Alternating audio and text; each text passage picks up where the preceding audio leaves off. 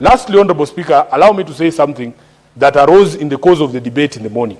Honorable Speaker, as a Kenyan leader, I know that we leaders have a responsibility to Kenyans and no other person.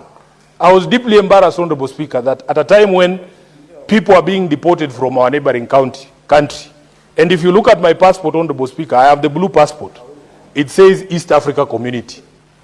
When I was a member of the Law Society of Kenya, Honorable Speaker, at the council, we used to do something called, push for something called cross-border practice.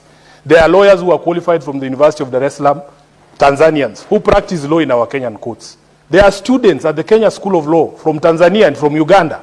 I know lawyers who went to Kampala International University and Makerere, who qualified there, and they have come to the Kenya School of Law. They are practicing law in Kenya.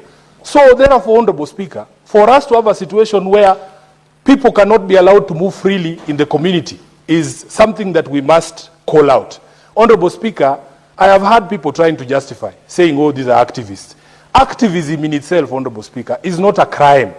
I know Tanzanian law, there's no law that says activism is a crime, Honorable Speaker.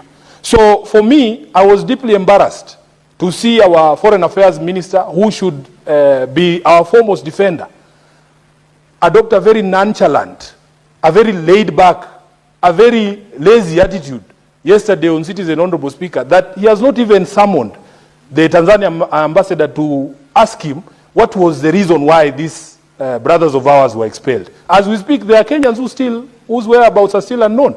Just show some concern for your countrymen. That is the job that you are given to do, Honorable Speaker. So I was a bit disappointed.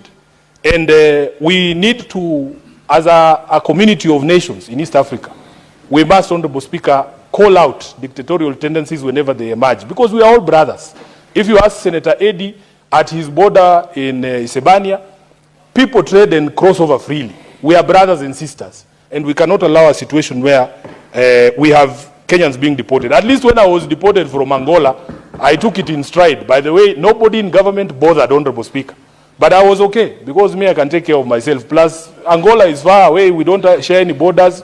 I don't think I know any Kenyan who's married to an Angolan. It was okay. But Tanzania are our brothers and sisters. And we must, Honorable Speaker, stand up for every Kenyan. This is the reason why, Honorable Speaker, when people start conversations about patriotism, it is very difficult to love a country that does not care about you.